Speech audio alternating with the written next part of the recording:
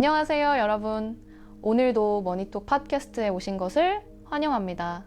저는 진행자 서연입니다. 2026년 4월 6일 월요일 한 주의 시작을 함께 열어볼게요. 오늘은 굵직한 이슈들이 많습니다.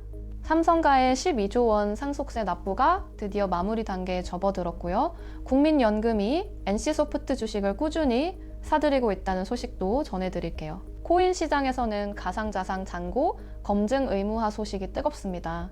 지금 바로 시작합니다. 먼저 주식시장 살펴보겠습니다. 오늘 코스피가 1.36% 상승하며 강세를 보이고 있는데요. 이 흐름 자세히 짚어드리기 위해 주식시장 전문가 민수 씨 나오셨습니다. 민수 씨, 안녕하세요. 네, 안녕하세요. 민수입니다. 월요일 아침부터 시장이 활기차게 출발하고 있어서 저도 기분이 좋네요. 오늘 좋은 소식들 많이 전해드릴 수 있을 것 같습니다. 네, 민수 씨 말씀대로 오늘 코스피가 1.36% 오르며 꽤 강한 상승세를 보이고 있는데요. 전반적인 시장 분위기 어떻게 보고 계세요? 오늘 장은 한마디로 훈풍이 부는 분위기입니다. 코스피가 1.36% 상승하며 출발했는데 이는 단순한 기술적 반등이 아니라 여러 호재들이 맞물린 결과로 보입니다. 특히 오늘 다룰 삼성 이슈가 시장 전반에 긍정적인 심리를 형성하고 있다고 볼 수 있어요. 오, 삼성 이슈라고 하시니 바로 여쭤봐야겠네요. 삼성가의 12조 원 상속세 납부가 이달 마무리된다고 하던데 이게 시장에 어떤 의미인가요? 정말 역사적인 순간이라고 할 수 있어요.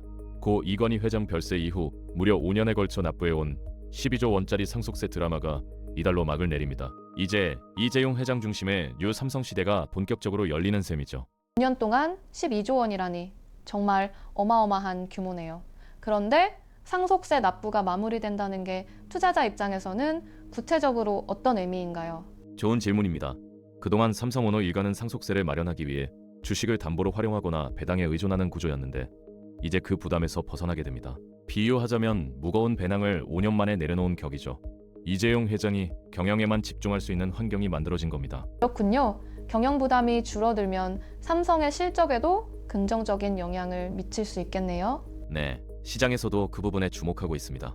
그동안 반도체 업황 회복과 맞물려 삼성전자의 실적 개선 기대감이 꾸준히 제기됐는데 이번 상속세 마무리로 오너의 의사결정이 더욱 과감해질 수 있다는 기대가 커지고 있어요. 특히 AI 반도체나 파운드리 쪽에서 공격적인 투자가 이어질 가능성도 있고요. 역시 삼성은 항상 시장의 중심에 있네요. 이번엔 국민연금 소식도 눈에 띄던데요. 국민연금이 크래프톤 주식을 줄이고 NC소프트를 사들이고 있다고요? 맞습니다. 국민연금의 포트폴리오 조정은 항상 시장에서 주목받는데요. 이번에 크래프톤 비중을 줄이고 NC소프트를 꾸준히 매입하는 움직임이 포착됐습니다. 국민연금은 이른바 스마트머니의 대표 주자이기 때문에 그 방향성 자체가 하나의 신호로 읽히죠. NC소프트라고 하면 최근 구조조정도 있었고 좀 힘든 시기를 보낸 것으로 알고 있는데요. 국민연금이 주목하는 이유가 뭘까요? 바로 그 구조조정이 핵심입니다. 힘든 시기를 거치면서 군사를 빼고 체질 개선을 하고 있다는 점을 국민연금이 긍정적으로 평가하는 거죠. 마치 다이어트를 마친 선수가 더 빠르게 달릴 수 있는 것처럼 효율화된 NC가 다음 게임 출시와 함께 실적 반등을 이뤄낼 수 있다는 판단인 겁니다. 오, 그 비유 정말 이해하기 쉽네요. 마지막으로 호텔신라 소식도 짚어주시겠어요? 이부진 대표가 자사주를 직접 매수했다는 이야기가 들리던데요. 네, 호텔신라 이야기도 빼놓을 수 없죠. 이부진 대표가 직접 자사주를 매입했다는 소식인데요.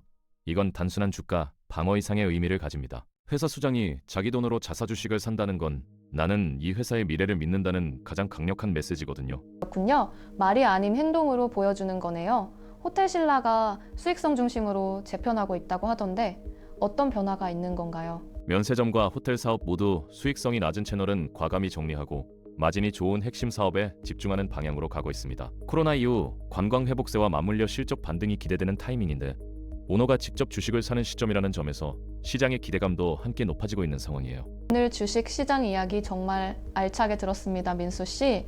삼성, NC, 호텔신라까지 다양한 이슈를 짚어주셨네요. 잠시 후 마무리 멘트도 부탁드릴게요. 네, 감사합니다. 오늘 코스피 1.36% 상승이라는 숫자 뒤에 이런 다양한 이야기들이 숨어 있다는 점 기억해 두시면 좋겠습니다. 자, 이어서 코인 시장으로 넘어가 보겠습니다. 오늘 비트코인과 이더리움이 동반 강세를 보이고 있는데요. 코인 시장 전문가 준혁 씨 나오셨습니다. 준혁 씨, 안녕하세요. 안녕하세요. 준혁입니다. 오늘 코인 시장도 꽤 활기차게 움직이고 있어서 드릴 말씀이 많습니다. 반갑습니다. 준혁 씨, 오늘 비트코인이 3% 넘게, 이더리움은 4% 넘게 오르고 있다고요?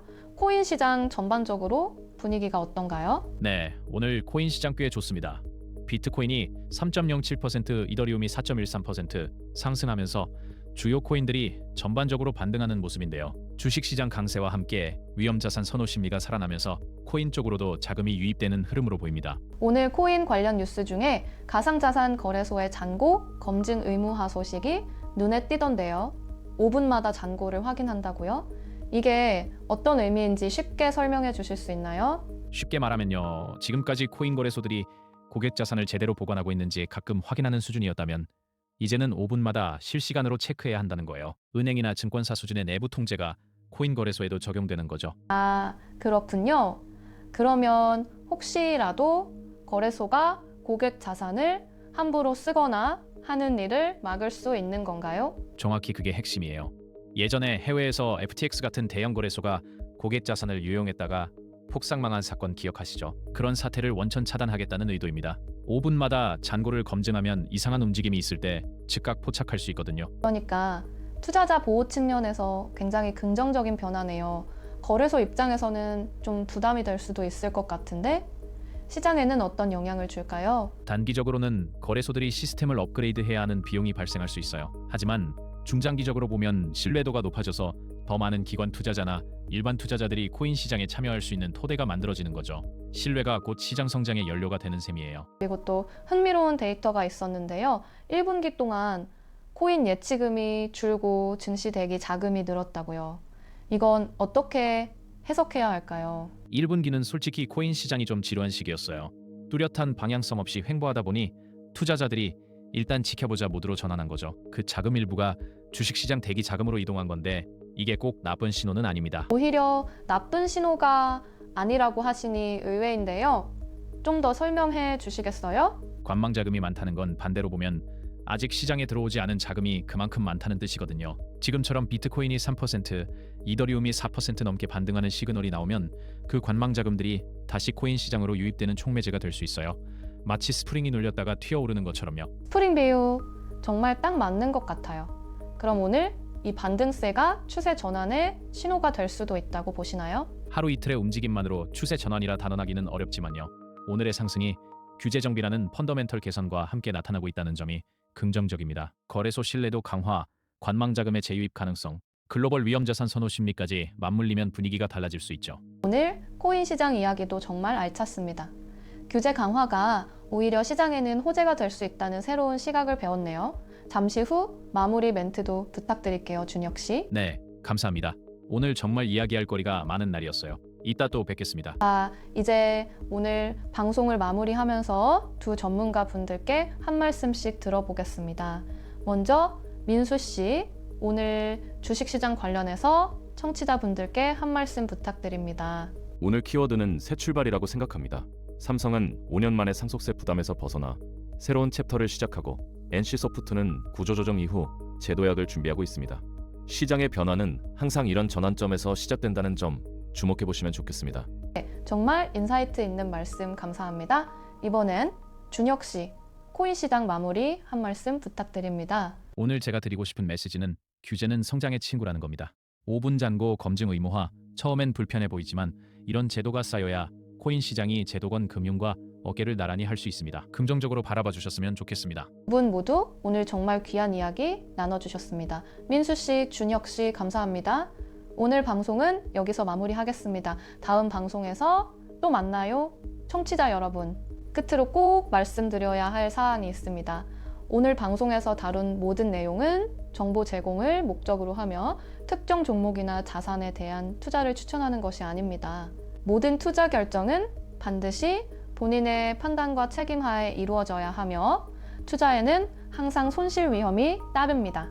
머니톡 팟캐스트였습니다. 감사합니다.